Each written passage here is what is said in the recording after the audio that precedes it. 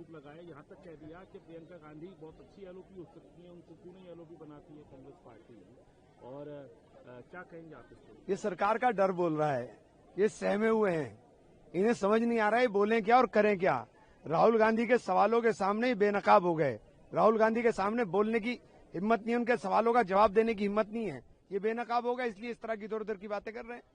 नहीं, लेकिन स्पीच जो पूरी थी उसके अंदर यही कहा गया कि नेता विपक्ष नॉन सीरियस है, सोरोस। और क्या कहेंगे? नेता विपक्ष ने कहा कि आपने डील घुटनों पर आकर कर ली, तो जवाब दो, आपने क्यों घुटनों पर आकर डील कर ली?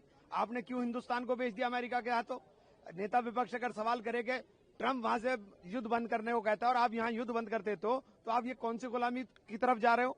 अगर ट्रंप कहता है कि हम 30 दिन की मोहलत देते हैं और आप यहाँ से तेल खरीदो, राहुल गांधी इस पे सवाल खड़ा करते हैं, उसका जवाब देने की बजाय आप उनको उल्टा ही बोल रहे हो।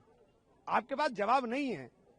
ये डरी हुई सहमी हुई सरकार है और ये डरा हुआ सहमा हुआ जवाब है, इसके अलावा कुछ भी नहीं है। उन्होंने कहा कि सबसे बड़े महान जो है स्पीकर है ओम बिरला, इनके खिलाफ अविश्वास प्रस्ताव लेकर। अगर महानता होती तो अविश्वास क्यों होता? मेरे ख्याल से शायद पहली बार ही लोकसभा स्पीकर के खिलाफ अविश्वास प्रस्ताव आया है। मुझे तो नहीं है, हमारी जानकारी कमजोर होगी।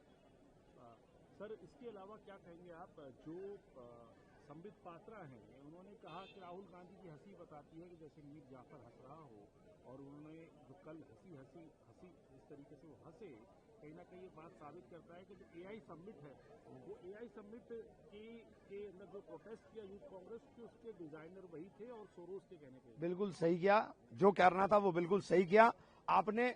जो लड़के वहां प्रोटेस्ट कर रहे थे उनके ऊपर कार्रवाई कर रहे हो, लेकिन जिसने तुम्हारे पूरे इवेंट को डुबा दिया कि चाइना के रोबोट को अपना बना करके गलगोटिया यूनिवर्सिटी में दिखा दिया, उसके खिलाफ कोई कार्रवाई तुमने नहीं की, तो समझ लेना चाहिए अच्छी तरह से आपको कि आप पूरी तरीके से एक इवेंट कंपनी बने हुए हो, केवल इवेंट में आपका विश्वास है। और जहां तक उनका मीर जाफर का उनका, तो ईस्ट इंडिया कंपनी बन रही है भारतीय जनता पार्टी।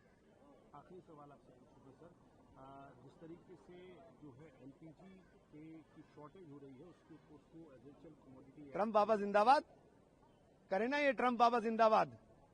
ये जो अब्बा बनाए हैं नए नए, इन अब्बा को सलाम करें। इनके अब्बा बने हैं नए नए, उनको सलाम करें ट्रंप साहब को। ट्रंप साहब आपकी मेहरबानी है, हमारे यहाँ तेल 200 रुपए बिकेगा, समझ में आ जाएगा भक्तों को भी कि क्या हुआ।